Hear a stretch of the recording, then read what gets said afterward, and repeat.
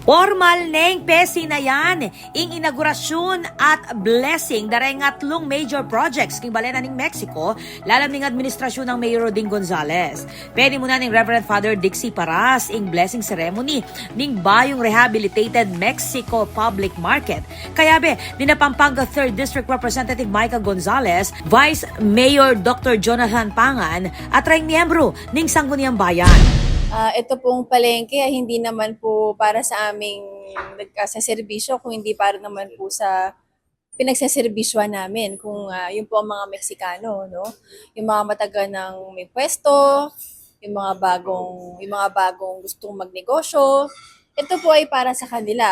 Kung nakita nyo naman po, mas komportable ang mga tindero, tindera, king pong bayong palengke. Mas malwalas sa ating sulo, ne?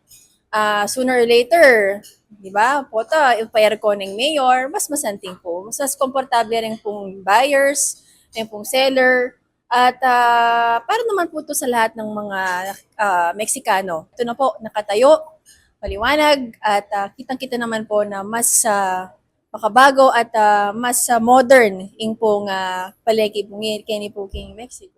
Peg maragul dareng manungkulan ng state-of-the-art at long level a palengke ating elevator para karing senior citizens at PWDs, 64 commercial stalls, 74 tables at metong learning center king third level. Samantala, binida na naman ng kongresista ring aliwa pang pamalak para king balen. Nandun po may sasabi kaming mayor, at din niya kasi request sa bayong building king pong bandang motor pool.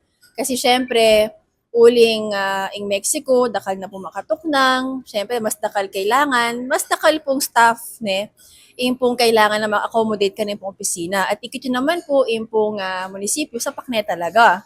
So, in request na, magpatalakad kami po kanong office, extension office, king pong motor pool, at gawan ko naman po, uling syempre mga kamita, mas komportable na pong magserbisyo rin pong magobra king pong munisipyo na po ng Mexico.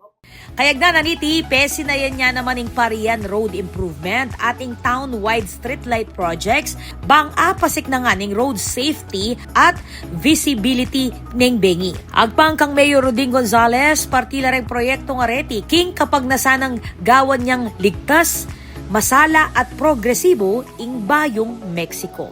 Ako po, Patricia Mamangon para king News Force Pampanga, balita ang tutuking balen, susuyo.